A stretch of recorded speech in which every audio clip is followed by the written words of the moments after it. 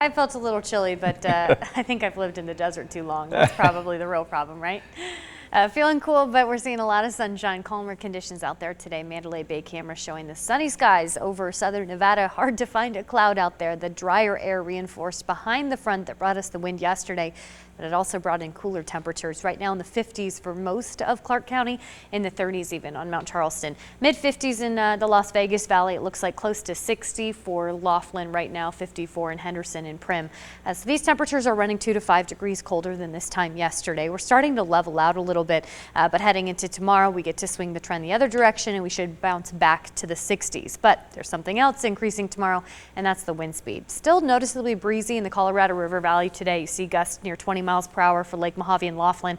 But in Las Vegas, wind not much of a factor. It will be tomorrow as gust speeds pick back up with our next shortwave that's moving through. So it's just a weak weather system that's too dry to bring any sort of cloud cover or rain, but it definitely brings just the wind. It's the energy in the atmosphere sweeping across southern Nevada. So our futurecast, the view doesn't change. We expect a whole lot of sunshine once again for tomorrow, but these wind speeds will pick up. For the remainder of tonight, a light breeze at times, but nothing all that noticeable. And first thing tomorrow morning, wind should stay relatively light, but it's heading toward your lunch hour tomorrow. This is about midday. This is noon.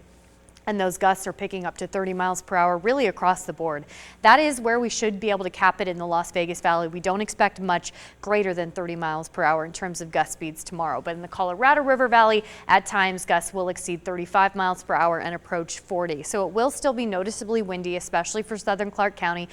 Not quite as intense as what we saw yesterday, but still impactful wind for our Thursday. By Friday, these wind speeds are starting to settle down. By Saturday, we expect calmer conditions to move in. Do want to touch on the lake wind advisory. This is for the Colorado River Valley again for tomorrow, including the Lake Mead Recreation Area and Lake Mojave. Sustained wind 20 to 30, gusts to 45. That will pick up 3-foot waves, which can be dangerous for small crafts. That advisory begins tomorrow morning at 11 and extends through 7 o'clock tomorrow night. Tonight, a different story. Clear sky, calm wind, but it is going to be cold. With highs today in the 50s, we drop to the upper 40s pretty quickly after sunset.